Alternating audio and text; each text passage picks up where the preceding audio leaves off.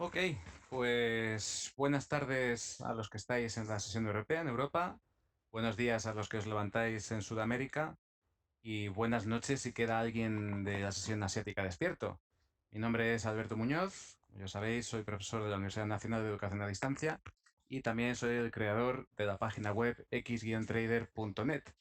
Y en el webinar de hoy, de la mano de FX Street, pues vamos a hacer un pequeño repaso de la situación de las criptodivisas, de dónde venimos, qué ha pasado a lo largo del año 2019 y vamos a hacer algunas previsiones tanto a nivel fundamental, es decir, qué hechos o qué noticias deberemos tener en cuenta en este año que vamos a comenzar, en 2020, y por supuesto habrá momento también para el análisis técnico de los principales pares de criptodivisas y por supuesto los que me pidáis. Dicho esto, comenzamos. Como siempre suele suceder, para entender dónde estamos hay que saber de dónde venimos y por ello os voy a hacer un breve resumen de lo que ha sucedido en el año 2019. Sobre todo la mayor parte de las cosas que han pasado el año pasado se han concentrado en el último trimestre, en los últimos 4 meses realmente, entre septiembre y diciembre, aunque es cierto que la noticia también de este año fue sin duda el fin, digamos, del mercado bajista en Bitcoin, al menos temporalmente, porque vimos una fuerte subida que comenzó en los meses de abril y mayo de este año pasado. Pero es verdad que ha habido muchos acontecimientos que posiblemente van a marcar también lo que pues, suceda en los próximos meses. Una de las noticias más importantes, sin duda, de los últimos meses ha sido la aprobación del tan esperado ETF.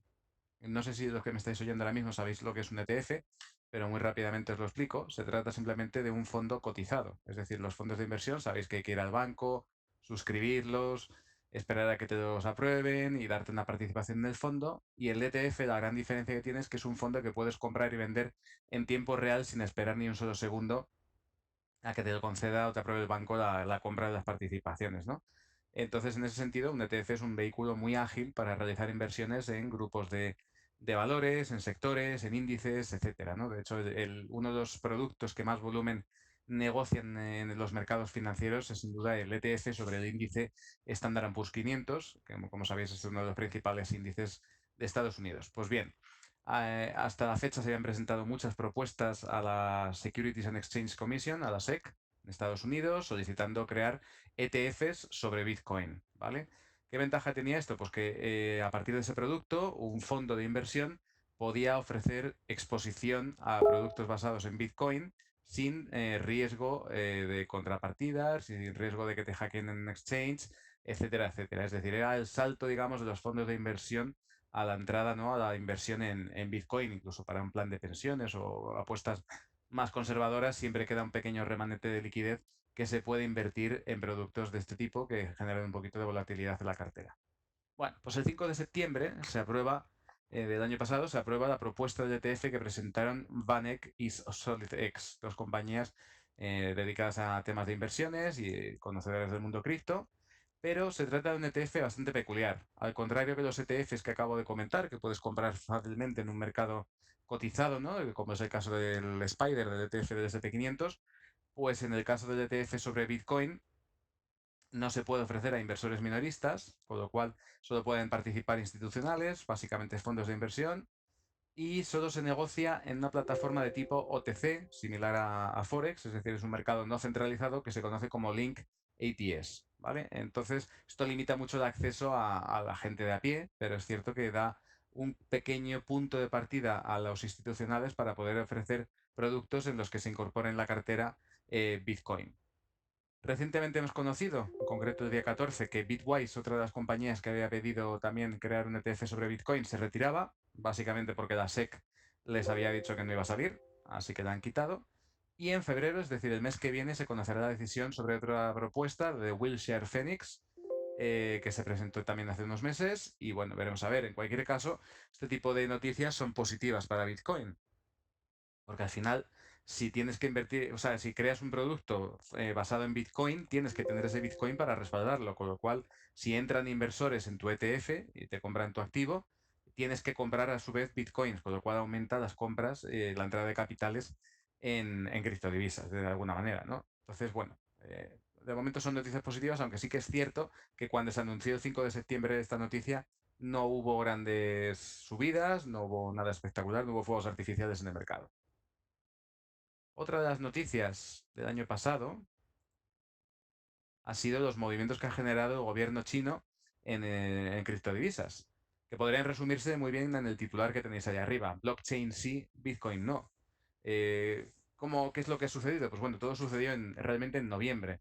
En noviembre de este año pasado, bueno, perdón, finales de octubre y finales de noviembre. En finales de octubre, el presidente chino, Xi Jinping, pues salió en los medios anunciando que iban a apoyar con mucha fuerza todo aquello que tuviera que ver con blockchain. Blockchain, imagino que lo sabéis todos los que me estáis oyendo, pero por si no lo supierais, blockchain es la tecnología que sustenta el comportamiento, el funcionamiento de Bitcoin, pero también de muchas otras criptodivisas y también, ¿por qué no?, recientemente de servicios bancarios y de muchos otros productos. En cualquier caso, el mercado interpretó que ese anuncio implicaba que China iba a aflojar las medidas que había puesto en el pasado contra Bitcoin, contra las ICOs, etcétera, etcétera, y eso provocó una subida brutal en cuestión de un par de días, que pasó de 7.300 a 10.500 dólares, es decir, un 30%, casi un 50%, ¿no? Sí, casi un 50% de subida. Sin embargo, esa subida empezó a aflojar y finalmente el 21 de noviembre China lanza un jarro de agua fría a los mercados, indicando que iba a acabar con todo aquel negocio que estuviese relacionado con el trading de criptodivisas en suelo chino, con lo cual el Bitcoin cae con fuerza hasta los 6.600 dólares.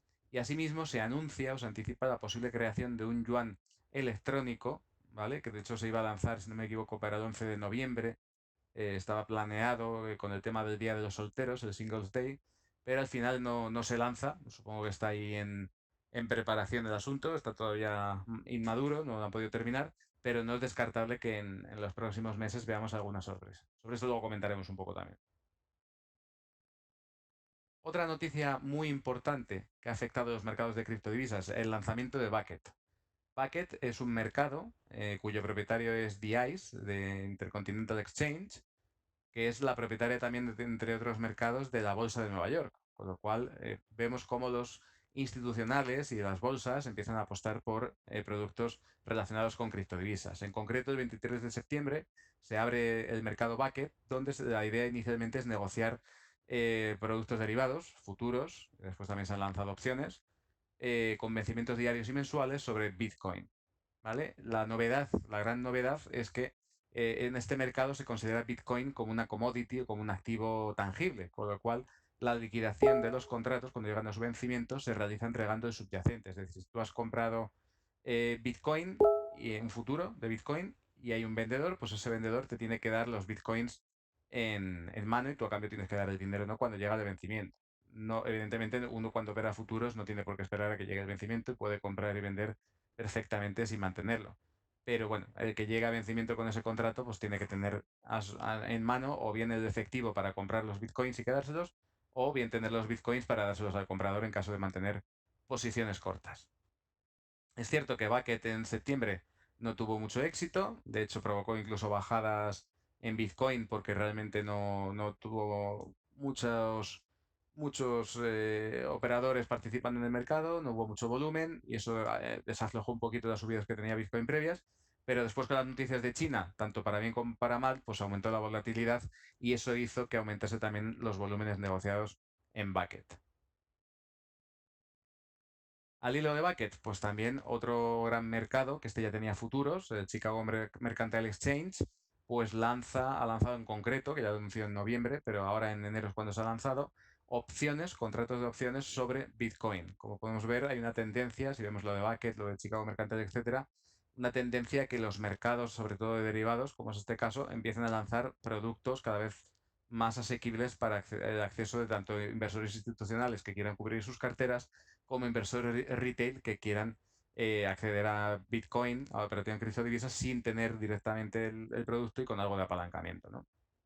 Este movimiento, como os indico ahí, pues consolida la hegemonía del Chicago Mercantile Exchange, porque, claro, no sé si recordaréis que en 2017 hubo un lanzamiento simultáneo de dos contratos de futuros en diferentes mercados. Uno fue este del Chicago Mercantile Exchange, que sigue funcionando y con bastante volumen, y otro fue el del Chicago Board Options Exchange, que este pues, fue un fracaso estrepitoso, como ahora veremos en un gráfico. En cualquier caso, las opciones del Chicago Mercantile Exchange, un éxito, porque fijaos, en un solo día de negociación, ahí lo tenéis el gráfico, ha superado, pero con diferencia, vamos, ha doblado prácticamente lo que le ha costado al mercado Bucket conseguir en el plazo de un, vamos a ver si un mes, ¿no?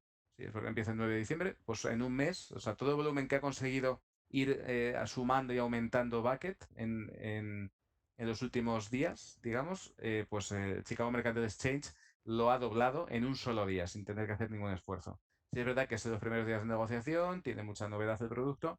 Veremos a ver si se mantiene esta tendencia en el tiempo, pero está claro bueno, que Chicago Mercantile Exchange se ha hecho finalmente con el control del mercado de derivados y que Bucket de momento no le hace sombra.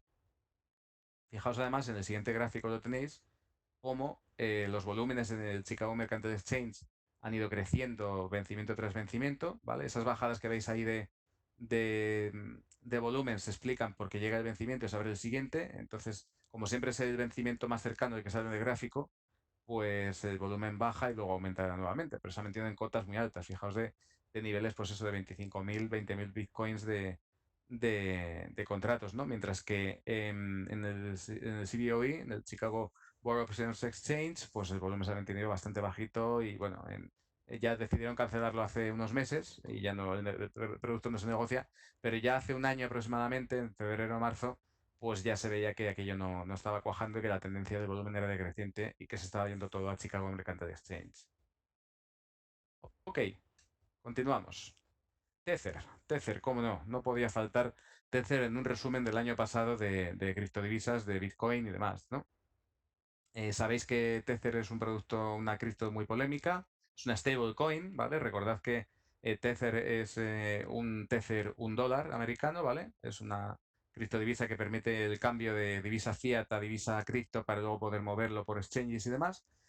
Y bueno, si el año pasado se les acusaba, y que todavía está ese tema coleando, se les acusaba de haber manipulado el precio de Bitcoin em, inyectando, digamos, tethers, haciendo lo que se conoce como wash trading, es decir, inflando la cotización mediante compras-ventas a precios cada vez más altos, ¿vale? Pues ahora, este año, la Fiscalía General de Nueva York ha abierto una investigación a Bitfinex, que es otra de las compañías que forman parte del grupo. El grupo es eFinex y de él cuelgan tanto la empresa que lleva Tether como Bitfinex, que es un exchange de criptodivisas, y lo que han dicho básicamente es, oigan, es que eFinex lo que ha hecho es cubrir 850 millones de pérdidas en dólares de Bitfinex tomando fondos prestados de Tether. Entonces, claro, esto rompería con lo que se promete en el folleto, digamos, de Tether, que es que un Tether está respaldado por un dólar en las cuentas de esta compañía. Claro, si sacamos 850 millones, ya no está respaldado completamente. De momento esto está en investigación. Sobre todo, Efinex lo que dice es que la jurisdicción de Nueva York no aplica sobre ellos, que no están en Estados Unidos ni en Nueva York. Además, en Nueva York está prohibida la compra de Tether, con lo cual, en principio, no les afectaría nada que venga de allí. Pero claro, si están cometiendo un fraude, que es respaldar algo uno a uno cuando no tienes ese uno realmente, pues estaríamos ante un fraude importante que nuevamente podría provocar un impacto muy negativo en todo el sector de criptodivisas, dañando su imagen y su credibilidad, ¿no? Además, una cosa muy curiosa que yo creo que ya lo hemos comentado en algún webinario previo. Fijaos, ahí tenéis en el año pasado el comportamiento de Tether, que es la línea verde, y la capitalización, es decir, cuánto dinero está entrando en Tether. Entonces, fijaos que desde abril aproximadamente del año pasado, y sobre todo en mayo y junio, ha habido fuertes entradas de capitalización, ¿vale? Muchas compras de Tether. Y ahora, recientemente, este mes de enero, a comienzos, ha habido también un pico muy fuerte, lo podéis ver al final del gráfico, ha habido un pico muy fuerte en la capitalización de Tether, como podéis ver. Entonces, he observado, y es muy curioso, que si vamos al gráfico de Bitcoin, los estallidos, digamos, o los inicios de las subidas fuertes de Bitcoin se corresponden perfectamente con esos aumentos de capitalización de Tether, ya sea por las prácticas que comentábamos de un posible wash trading en el cual inyectan dinero en Tether para luego moverlo a crypto exchanges e inflar el precio de Bitcoin, o simplemente son casualidades, pero el caso es que ahí está el fenómeno. Es decir, fijaos que antes de la gran subida que hubo a comienzos del año pasado, desde marzo hasta julio, hubo un aumento de la capitalización también sostenido en Tether. No creo esa casualidad, fijaos, veis el gráfico, pues qué casualidad que el aumento de la capitalización, la línea azul, termina en julio y lo mismo sucede con las subidas de Bitcoin. Y ahora lo mismo, si os habéis fijado los últimos días, desde mediados de noviembre hasta ahora enero, pues ha habido como un pequeño suelo a corto plazo en Bitcoin, está subiendo y justo tenemos casualidad un repunte muy fuerte, ¿vale? Lo tenéis aquí, de aproximadamente casi unos 600 millones de dólares, ¿vale? Pues ahí tenéis un aumento de la capitalización en Tether.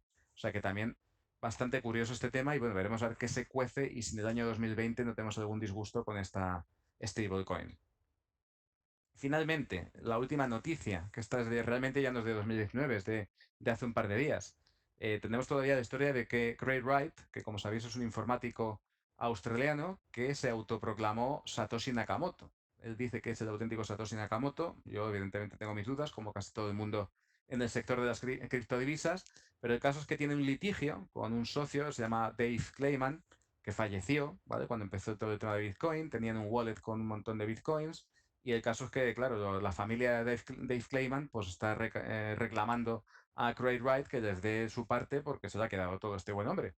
Entonces, ayer precisamente salió la noticia de que un juez había dictaminado que una sanción que se le había impuesto por la cual tenía que depositar en un fideicomiso la mitad de los bitcoins que tenía como una forma de garantizar que no se los iba a quedar eh, para, digamos, en caso de que hubiera un fallo a favor de la familia de Dave Clayman, bueno, pues ayer un juez dictaminó que esa sanción no era apropiada y que se cancelaba, con lo cual no tenía que depositar la mitad de sus bitcoins. Y ojo, aquí hay una historia muy importante, es que Craig Wright se estima, o se rumorea, que tiene un wallet con 1,1 millones de bitcoins, es decir, al cambio 9.500 aproximadamente, 9.500 millones de dólares. Es bastante dinero, como os podéis imaginar. Entonces, claro, el mercado, en cuanto conoció la noticia, sabiendo que Craig Wright es el impulsor de un proyecto que se llama Bitcoin Satoshi Vision, que como sabéis es un hard fork de Bitcoin Cash, pues rápidamente especuló con que el señor Wright podría vender sus Bitcoins y comprar Bitcoin Satoshi Vision, es decir, hacer un cambio de cartas porque no se siente seguro de vender esos Bitcoins. Y eso es lo que provocó una subida, que seguro que lo visteis ayer si seguís un poco el mercado cripto, de un 100% en Bitcoin Satoshi Vision. Fijaos, aquí tenéis el gráfico, ¿lo veis? Esto es nada, de los últimos 5 días y fijaos cómo en torno a las 12 de... Bueno, ya a las 12 del día 14 ya se sabía, pero realmente fue ayer día 15, entre el 14 y el 15, cuando se conoció el fallo, esto pegó un subidón bastante importante. Ahora, lógicamente, está corrigiendo un poco, que es lo habitual en las criptos, cuando hay una subida muy fuerte de un 50, un 100%, siempre hay una corrección de un 20, un 30%, pero veremos a ver porque esto puede ser un espaldarazo definitivo a la nueva versión de Bitcoin Cash, esto es Bitcoin Satoshi Vision. Vale.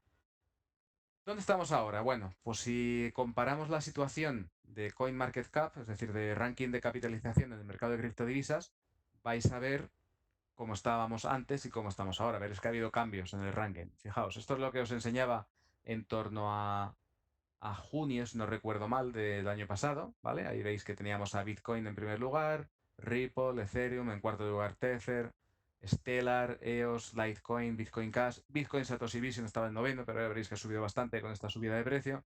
Estaba Tron ya en el décimo lugar, Cardano y Monero, ¿no? Bueno, pues bueno, sí es verdad que más o menos están las mismas, ahora vamos a ver el ranking actualmente, pero ha habido cambios en el orden, ¿vale? Fijaos. Bitcoin sigue primero, evidentemente es, digamos, la criptodivisa por antonomasia y va a ser muy difícil que le quiten el puesto de momento en el corto plazo. Ripple ha bajado un poquito y a cambio Ethereum ha subido un poquito en el ranking, ¿vale? Fijaos que antes había, en junio, había 9.000 millones de Ethereum y ahora hay 17.000. Eso significa algo, luego comentaremos qué es lo que significa. Bitcoin Cash le ha quitado el cuarto puesto a Tether y Bitcoin Satoshi Vision se coloca en quinto lugar, ¿vale? Después sigue Tether, Litecoin, EOS, Binance Coin, muy interesante. Binance Coin es un utility token, es decir, es una cripto que representa una participación en un proyecto o en una compañía, en este caso el exchange que se conoce como Binance, muy importante, como ya sabéis. Dash, fijaos, también muy importante, ha entrado en décimo lugar en el ranking y ha desbancado un montón de criptos como ahora Stellar u otras que también sirven como medios de pago. Monero se mantiene en el 11 y Tron ha bajado un poquito. Entonces, bueno, podemos ver que más o menos los que están arriba son los mismos, que Bitcoin Cash y Bitcoin Satoshi Vision, que es un fork de Bitcoin Cash, empiezan a ganar bastante peso, que Tether ha quedado un poquito desplazado y que Dash podría dar una sorpresa este año, ¿vale? Esto es lo que tenemos que quedarnos como idea. Además también de Ethereum, que ahora comentaremos un poquito a qué se debe esa espectacular remontada. Y vamos a ver lo importante, qué es lo que podemos esperar precisamente en este año que comienza en 2020. Yo os he resumido aquí lo que yo creo son los factores más importantes, los detalles más clave, ¿no?, que hay que vigilar este año. El primero de todos, fundamental, seguro que lo habéis oído ya en los medios, en las noticias, en todas partes, si seguís un poquito la actualidad de las criptodivisas. El más que ya comentado halving en Bitcoin. ¿Qué es eso del halving? Bueno, básicamente el protocolo sobre el que funciona Bitcoin está programado para ir reduciendo la recompensa que reciben los mineros cada 210.000 bloques generados, ¿vale? Es decir, hay un momento del tiempo en el cual la recompensa que recibe el minero baja a la mitad, con lo cual eso implica que su precio, el precio de Bitcoin, debe subir para poder mantener la misma recompensa en términos de dólares u otras divisas. Esa es un poco la idea, ¿vale? Entonces se espera que este fenómeno, el halving, se produzca en torno al 23 de mayo de este año, ¿vale? ¿Y qué ha ocurrido en otros halvings históricamente? Pues fijaos, aquí tenéis un gráfico y aquí veis que el primer halving, que se produce el 28 de noviembre de 2012, eh, viene seguido de una fortísima subida. Fijaos que se va de 10 hasta 100 e incluso en 2014 hasta 1000. El siguiente halving tuvo lugar el 9 de julio de 2016 y pasamos de aproximadamente unos 800, 900 dólares por Bitcoin a aquellos máximos de burbuja que llegaron casi los 20.000 dólares, ¿vale? Y ahora, claro, ahora no sabemos qué pasará en torno a mediados de 2020, que es cuando se produce el siguiente halving. Claro, hemos dicho, bueno, en dos halving lo siguiente que ha sucedido es que el precio del Bitcoin ha subido mucho, pero eso no es suficiente muestra estadística como para asegurar que esto se va a mantener en el tiempo. Podría precisamente incluso bajar en lugar de subir, dado que todo el mundo ha visto esta noticia y todo el mundo conoce esta información. Entonces, bueno, si queréis aprovecharos del halving y se cumple una serie de condiciones que ahora veremos en el gráfico, pues sí que podría ser buena idea intentar adelantarse con un stop, lógicamente, un poquito ajustado para controlar el riesgo. Pero no deis por sentado y por seguro que el Bitcoin va a subir necesariamente porque va a haber un halving en mayo. Esto sí que os lo digo que es importante. Ok, continuamos. El año 2020, en mi opinión, va a ser el renacimiento de Ethereum, sin lugar a dudas. ¿Por qué? Porque Ethereum, como sabéis, está migrando a Ethereum 2.0, que eso implica el cambio de Proof of Work a Proof of Stake, es decir, de prueba de trabajo a prueba de participación. Sabéis que Bitcoin funciona con un sistema de prueba de trabajo en el que hay unos mineros que hacen una serie de acertijos criptográficos que permiten cerrar los bloques de la cadena sobre la que se van generando o sea, almacenando todas las operaciones. Y luego está el algoritmo de Proof of Stake, ¿vale? Que en algunas criptodivisas ya está implementado y Ethereum está haciendo esa migración de Proof of Work a Proof of Stake, ¿vale? El protocolo nuevo que va a significar el paso Proof of Stake se denomina Casper. Actualmente hay dos implementaciones, Casper CBC y Casper FFG. Actualmente son sistemas híbridos, combinan Proof of Work y Proof of Stake. Y el objetivo de esto, entre otras medidas, aparte de que consideran que va a aumentar la seguridad, algo de lo que yo no coincido del todo, es que sobre todo Ethereum va a ser más respetuoso con el medio ambiente, es decir, al consumir mucha menos energía, ahora os explicaré un poquito de Proof of Stake también, pero al consumir mucha menos energía, eso hace que lógicamente digamos, su coste energético y computacional y la contaminación que genera sea mucho menores. ¿Cuál es la diferencia entre Proof of Work, prueba de trabajo, y Proof of Stake, prueba de participación? Pues en este pequeño gráfico os lo muestro. Básicamente, en Proof of Work tenemos unos mineros, una serie de nodos de ordenadores que se conectan, aportan su trabajo computacional para resolver problemas criptográficos y a cambio reciben una pequeña recompensa por ello en forma de bitcoins, ¿vale?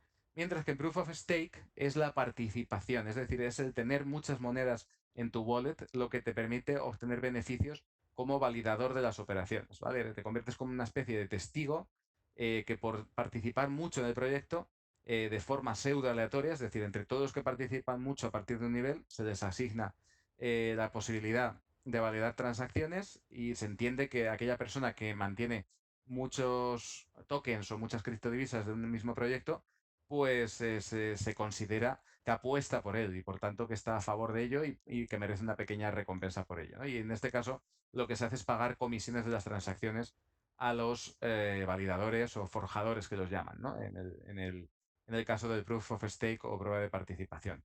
Lógicamente hay un mecanismo de penalización por el cual si algún participante de este tipo de blockchain no fuera limpio y validase operaciones que no son correctas, se le pueden quitar tokens de su wallet como castigo, ¿vale? Esto que lo sepáis. Pues bien, Ethereum está en esto, está pasando aquí.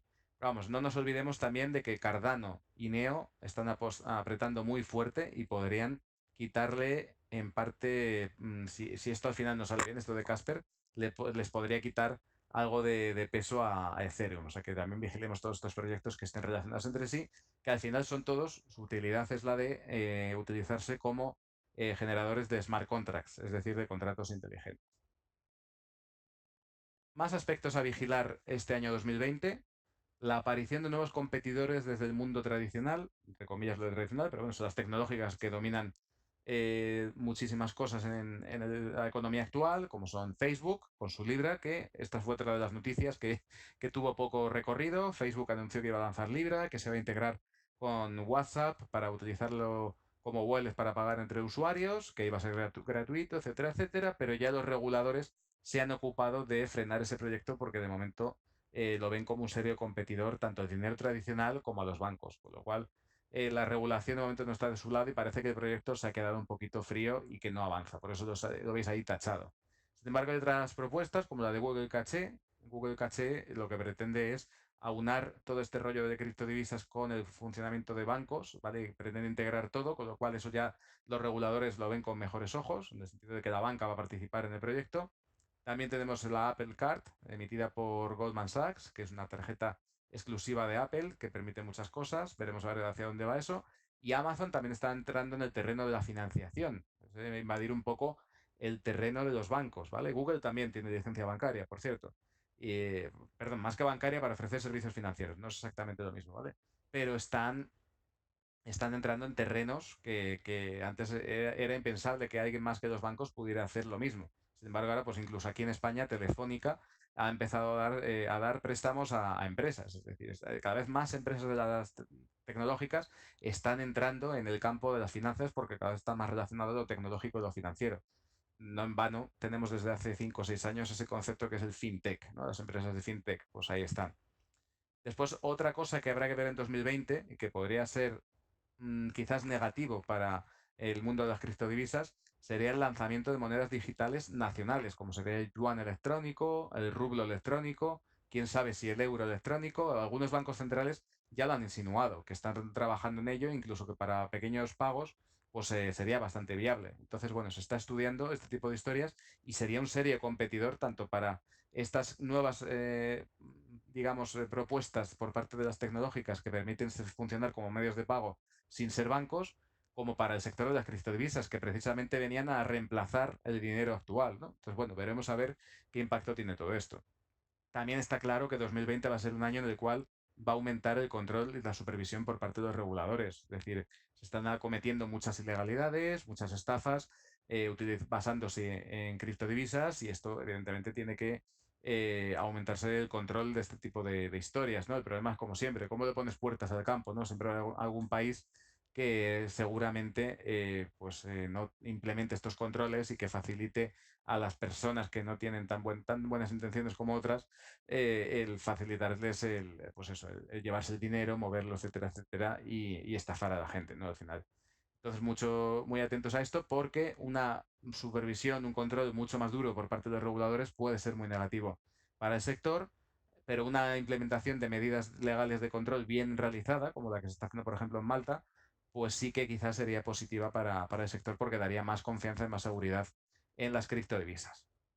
Y por último, os quería comentar, os lanzo aquí esta pregunta, si queréis podéis poner en el chat vuestros comentarios, por supuesto, es si el año 2020 será por fin el año de la adopción masiva para el consumo de las criptodivisas. Es decir, empezará a usarse Bitcoin u otras criptos para pagar en Amazon, en Walmart, en Carrefour, no lo sé, ¿no? El caso es que ya hay iniciativas como esta que os voy a enseñar, que es la del Moon, ¿vale? Esta página que es paywithmoon.com, por si queréis verla, pues permite enlazar tu wallet, ¿vale? Con un plugin que te instalas en tu navegador, que como podéis ver está disponible para Firefox, para Chrome, para Opera y para Brave, y te lo instalas y eso te permite hacer, digamos, un cambio en tiempo real de los criptos que hay en tu wallet por dinero real para pagar. Y con esto ya puedes pagar en Amazon en algunos comercios con esta pasarela. Entonces, quizás esta sea otra tendencia que veamos en 2020, que quizás a lo mejor los comercios no admitan directamente criptodivisas, pero sí que puede pasar que este tipo de pasarelas, es decir, que haya intermediarios que acepten este tipo de cambios y que nos faciliten, digamos, el uso para consumo masivo de criptodivisas de alguna manera. Esto sí que podríamos verlo en el año 2020. Muy bien, vamos a ver algunos gráficos, si os parece bien. ¿Vale? Voy a cambiar de pantalla. Vamos a ver, os enseño aquí. Ahí estamos, ¿se ve bien? ¿Se ve el gráfico? Voy a reducir un poquito el tamaño. Esto vale. ¿Lo veis todos? ¿Alguien, por favor, me puede confirmar en el chat si se ve? Sí, vale, ok, perfecto. Bueno, pues aquí os he puesto el gráfico de Bitcoin, ¿vale? Lo podéis ver en la página de fxstreet.es, en el apartado de Rates and Charts, de gráficos. Y nada, tecleáis el código y ya está, y aquí sale. Entonces, bueno, os he puesto el gráfico en diario de Bitcoin con la media móvil de 200, que es lo que yo utilizo generalmente para analizar criptos. No hace falta mucho más, ¿vale?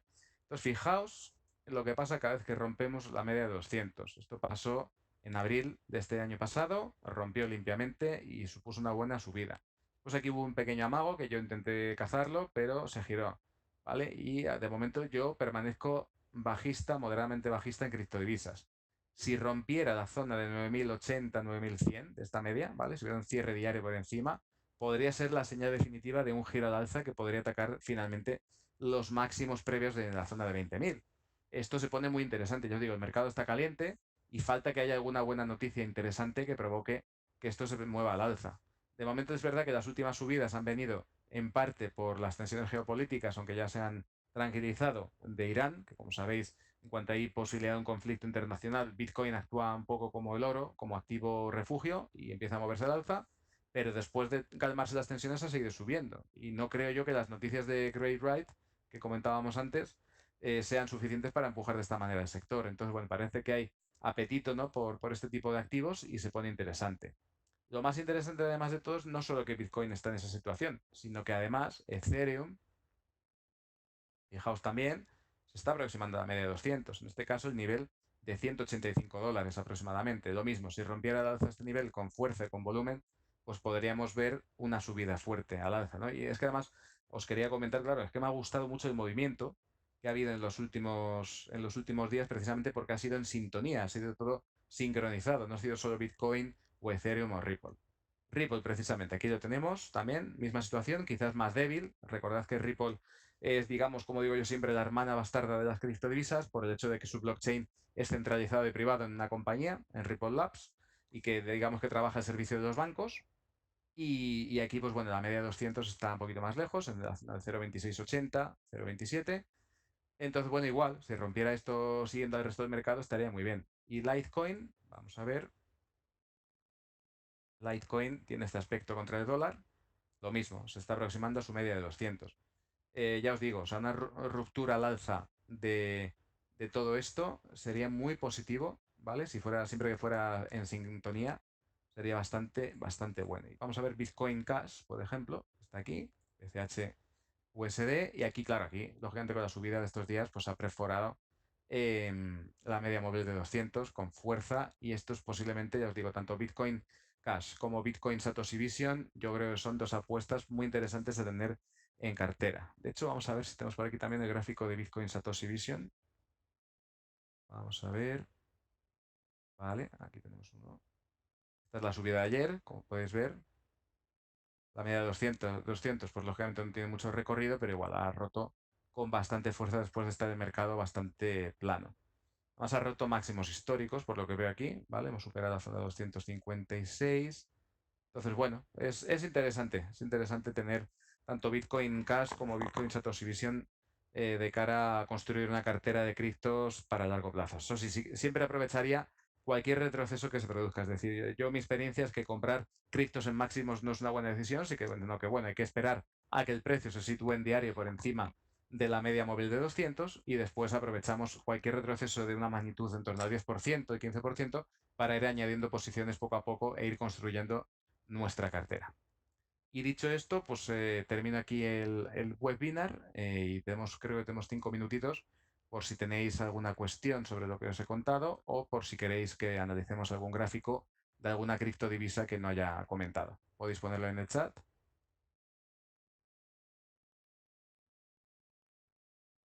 ¿Alguna cuestión?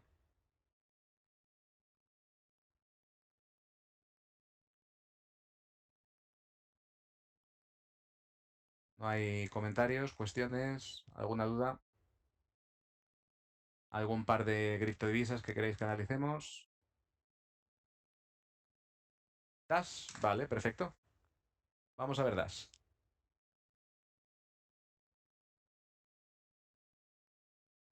Pues igual, muy similar el patrón, como podéis ver, al, al de Bitcoin Cash y Bitcoin Satoshi Vision. Ha roto como mucha fuerza la media móvil de 200. Vamos a ver, los máximos históricos aquí están bastante más lejos, lógicamente, porque se apuntó a la burbuja de Bitcoin en su momento. Pero bueno, ahora tiene una resistencia a corto plazo, que yo creo que puede llegar, tiene está en 140. Desde aquí estos mínimos de aquí se han convertido en resistencia. Si lo rompiera, el siguiente nivel de referencia es el 182, 185 aproximadamente. Y ya a partir de ahí sí que podemos ver un despliegue muy importante. De momento Dash lo veo también como una buena apuesta para tenerlo en cartera. Realmente, Bitcoin Cash, Bitcoin Satoshi Vision, Dash, y luego, por ejemplo, tener algún token relativo a verificación de calidad, como por ejemplo VeChain o Basic Attention Token, que también es un proyecto muy prometedor, a mí me gustan mucho. También Monero y Cardano los tendría. IOTA tampoco es otra que descartaría, ¿vale? Ahí hay bastante, toda aquella, en general cualquier criptodivisa que tenga aplicación práctica en el mundo real y que pueda integrarse con blockchain y con la tecnología y demás, que tenga una utilidad real, me parece que yo creo que hay que tenerla en cartera. Y siempre mirando, pues como haríamos en un índice bursátil, pues lo mismo, aquellas criptodivisas que tengan mayor capitalización. Es decir, no miraría en CoinMarketCap más allá del puesto 50 para abajo. Es decir, a partir de ahí para arriba todas. Es decir, no miraría ningún nivel más. A ver, otra más, Stellar. Vamos a verla, muy bien. Como alternativa comenta Javier, a alternativa a Ripple. Efectivamente, además, de hecho, si no recuerdo mal, uno de los miembros del equipo de Stellar viene precisamente de Ripple, ¿vale? Y creó una especie de Ripple libre, no centralizado. Está bastante débil, fijaos en el gráfico, de hecho ha bajado bastante y no tiene la fuerza que hemos visto en los tokens que acabo de comentar. Desde luego, si tuviera que elegir entre Ripple y Stellar en términos técnicos, ¿vale? El margen de que te guste más o menos una cripto, cogería antes Ripple antes que Stellar. ¿Vale? Que no quita para que Stellar, al calor de estas subidas que está viendo, pues se anime y pueda continuar también con las subidas. Pero ahora mismo, si te fijas, se ha parado aproximadamente en lo que antes era el soporte que tenía la zona del 0,05 dólares, pues está ahí más o menos, se está moviendo en esos entornos.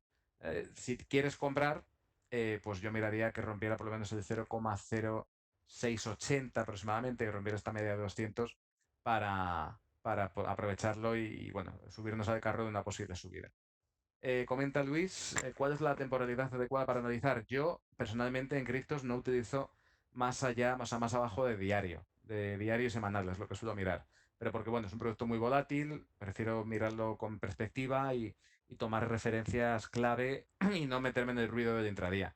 Es cierto que se pueden operar intradía las criptodivisas, pero yo personalmente no lo recomiendo. Lo veo más como el que se hace una cartera de inversión para medio largo plazo, aprovechando, pues eso, vaivenes en torno a la media de 200. Entonces, cuando se va por debajo de la media de 200, esperamos a que baje mucho, volvemos a aprovechar cuando vuelva a romperla y así sucesivamente. Yo lo hago de esa manera. Hay muchos métodos de trading, evidentemente, pero yo creo que para criptodivisas, si no queremos sufrir mucho ni padecer muchos riesgos, yo creo que lo más sensato es planteárselo, pues eso, como una cartera de acciones que incluso podemos guardar para cuando nos jubilemos, para nuestros hijos, etcétera, etcétera, buscando una rentabilidad de largo plazo importante, manteniéndolas en nuestro wallet guardaditas, esperando, pues eso, hay una revaloración, pues eso, de un 1000, de un 2000, de un 3000%, cosas de ese tipo, salvo que la media de 200 nos diga que hay que cerrar y esperar a volver a entrar, ¿vale? Así es como lo hago yo y de momento no me ha ido mal, sobre todo en 2017, la verdad que me fue bastante bien haciéndolo así, ¿vale? Y 2018 pues me permitió precisamente usar esa media de 200, me ahorró todas estas bajadas que hemos estado viendo, si os fijáis. Voy a coger Stellar porque lo tengo aquí abierto, pero fijaos que 2018, bueno, quizás esto es muy corto, vamos a coger Bitcoin mejor, que se ve mucho mejor. Si uno sigue esta regla tan tonta que os digo, de coger y no operar cuando el precio está por debajo de la media de 200, fijaos, en torno a marzo o aquí en febrero de 2018, te habrías ahorrado toda esta zona de disgustos que veis aquí y que llegó a marcar, pues son mínimos en la zona de 3000 prácticamente, ¿vale?